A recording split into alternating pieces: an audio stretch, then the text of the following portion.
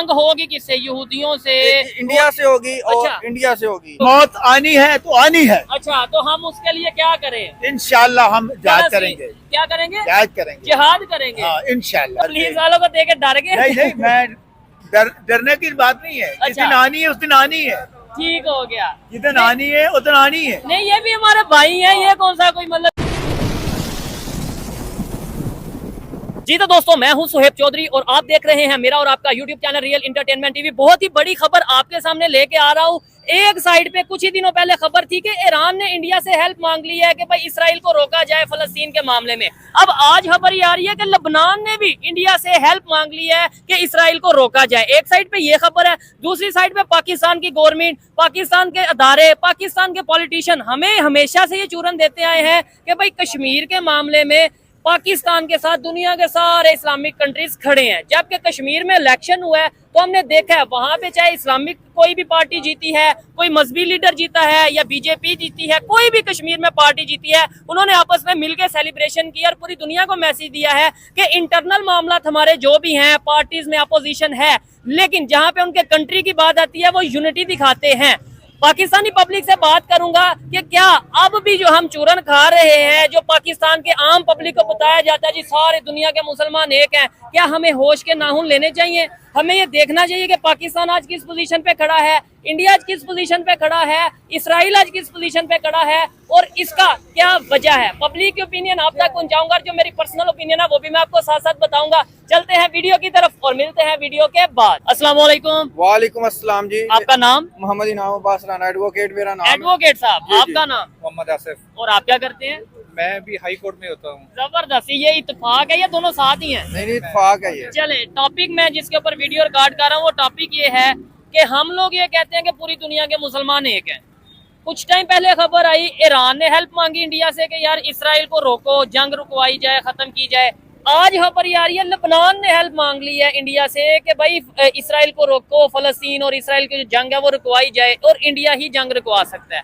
सबसे पहले तो इस पे बताएं, फिर कश्मीर पे बात करेंगे कि हम कहते हैं कि भाई मुसलमान, पाकिस्तान एटॉमिक पावर, हेल्प वो इंडिया से मांग रहे हैं। सर गुजारिश ऐसे है कि हमारे मुसलमानों में एक तो फिरका वारियत बहुत ज्यादा है। हाँ, ये ठीक तो है, जिसकी वजह से कोई बरेलवी है और कोई अहले हदीस है, कोई सुन्नी है, कोई शिया है, तो वो कहते हैं कि भी ये अहले तशियों का मामला है, कोई कहता है ये अहले सुन्नत का मामला है। आपके कहने का मतलब ये है कि ईरान का साथ पाकिस्तान इसलिए नहीं दे रहा कि ईरान शिया है, मतलब इसलिए नहीं साथ दिया जा बिल्कुल रहा। इसी तरह है कि वो पाकिस्तान अपने मफादात देख रहा है और ईरान का साथ नहीं दे रहा। हालांकि हम मुसलमानों को यूनिटी होनी चाहिए इत्तेहाद के साथ और काफरों के खिलाफ जो है ना उठ खड़े होना चाहिए और इसकी ना सिर्फ मजम्मत करनी चाहिए बल्कि अमली तौर पे भी इकदाम करने चाहिए। और अच्छा, यहाँ पे हम ये बात कहते हैं नॉन मुस्लिम के खिलाफ उठ खड़े होना चाहिए। इसकी बजाय हमें ये नहीं कहना चाहिए कि भाई जो भी इंसान गलत है, चाहे वो मुस्लिम है या नॉन मुस्लिम है, जो गलत है उसके खिलाफ खड़े होना चाहिए। ये जो कंसेप्ट है कि भाई काफरों को मार देंगे, आपको नहीं लगता इस सोच की वजह से ही हम आपस में खुद ही लड़ रहे हैं और खुद ही मार रहे हैं? सर ये आप दुरुस्त कह रहे हैं। असल में जुल्म करना और जुल्म सहना दोनों गुनाह है। कहने का मकसद सिर्फ ये है कि अगर हम भाई से मुसलमान अगर हम जंग नहीं लड़ना चाहते या कोई मुल्क नहीं जंग कर सकता तो कम से कम हम ये तो कर सकते हैं कि जो फलस्तीन में मुसलमान मौजूद हैं, बच्चे मौजूद हैं, औरतें हैं, बुजुर्ग हैं, उनको 57 इस्लामी ममालिक है। अगर एक 20 लाख आबादी थी फलस्तीन की, अगर एक 50-50 हजार भी लोगों को अपने मुल्क में सेटल करते हैं, जैसे अफगानिस्तान की जंग में पाकिस्तान ने 10 लाख अफगान मुहाजिरीन को अपना दिया और उनको जो रशिया की जंग थी उसमें उनको सेव किया है, तो मुसलमानों की जो इल्मी अपनी ठीक है, यानी सब कंट्रीज मिलके 50-50 हजार, 20-20 हजार, 30-30 हजार अपने कंट्रीज में फलस्तीन वालों को बुला लेते। तो ये इतना जो बड़ा अलमिया हुआ है, इंसानी अलमिया, बच्चों की शादी हुई, औरतों की शादी हुई, ये ना होती, ये ना अच्छा होती। लेकिन इस तरीके से तो फिर वही बात है, इसराइल जो है वो पूरी जगह जितनी भी है वो जो उसका क्लेम है वो कवर कर लेता है। सर मेरी बात सुने, अगर तो मुसलमानों में इतनी ताकत नहीं है जिस तरह आपने बताया कि अगर ये इत्तेहाद नहीं, आपने नहीं, आप ये कह सकते हैं लेट्स सपोज आपको लगता है अगर ताकत है आप कह देंगे हाँ भाई ताकत है। तो सर इसमें तो पाकिस्तान को इनिशिएटिव लेना चाहिए। किस लिए एटम बम बनाया? अच्छा, किस लिए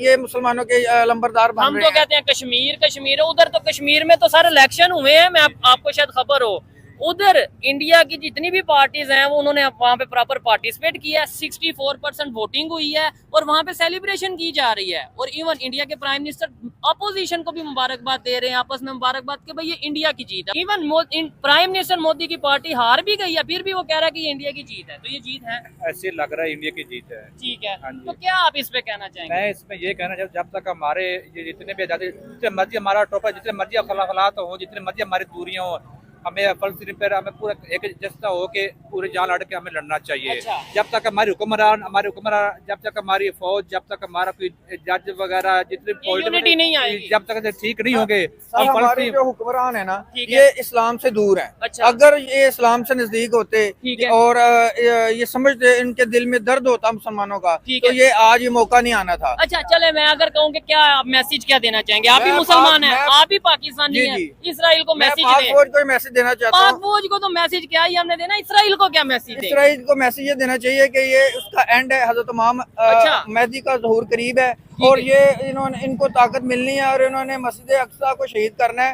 अच्छा। और उसके बाद फिर इंशाल्लाह ताला मुसलमानों का रूह शुरू होना है। अच्छा, और यानी पहले मस्जिद अक्सा शहीद होगी तभी हम वेट सर, करेंगे कि भाई उसके बाद क़यामत की निशानियों में हमारे नबी पाक सल्लल्लाहु अलैहि वसल्लम ने वाज़ह गज़वा फरमा हिंद दी। की आप शायद बात कर रहे हैं। बिल्कुल, गज़वा हिंद की भी बात कर रहा हूँ और इमाम मेहदी के ज़हूर की भी बात कर रहा हूँ। और ये सारे जो जितने भी असरात नजर आ रहे हैं और जो दुनिया ठीक में है। वाक़या रूनुमा हो रहे हैं, अगर हम गज़वा हिंद की बात करते हैं, वो ग्रेटर इसराइल की बात करते हैं और उसमें पाकिस्तान भी आता है, तो इसका मतलब है कि वो पाकिस्तान की तरफ आ रहे हैं। मेरी बात सुने, इंशाल्लाह ताला ये वक्त दूर नहीं है अच्छा। जब हज़रत इमाम मेहदी का ज़हूर होना है और मुसलमानों ने फतह हासिल करनी है। पूरी दुनिया में इस्लाम का ज़हूर होना है। अच्छा। और इस्लाम का अरूज होना है। अच्छा, और इसका मतलब है हजरत इमाम मेहदी आएंगे तभी कुछ होगा, तब तक हम जो हैं वो बेरोजगारी, करप्शन, परेशानी, इस महंगाई, पेट्रोल की कीमतें, आटो की कीमतें, इसमें सर, ये मैंने सबसे पहले यही कहा था कि अगर हम इमाम हुसैन के पैगाम को समझ लेते, अच्छा। हम गलत हुक्मरानों को अपने पे सवार कर लेते हैं, उन्हें ठीक है। सपोर्ट कर देते हैं है। और उनको वोट देते हैं। अगर हम किसी नेक जमात को, किसी इस्लामी जमात को देखें, तालिबान की हुकूमत आई है हमारे अफगानिस्तान में, वहाँ डॉलर 80 से ऊपर नहीं जा रहा। अच्छा।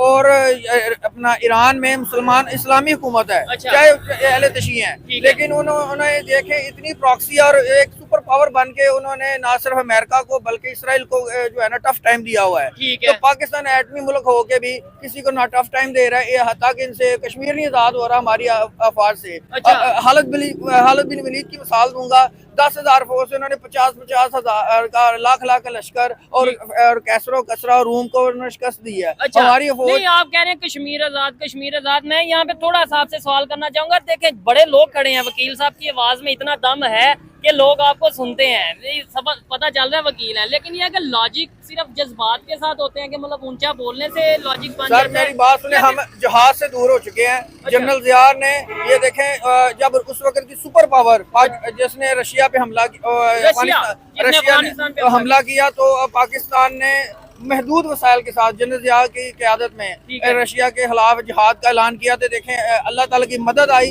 और पूरी दुनिया से, अफगानिस्तान, ठीक है। सऊदीया से और अमेरिका ने मदद की और हमने दुनिया के सुपर पावर के टुकड़े कर दिए। ये आपने जो बात की है, ये जरा बात को गौर करिएगा कि जिहाद के लिए अमेरिका ने मदद की। ऐसा सर पॉसिबल है?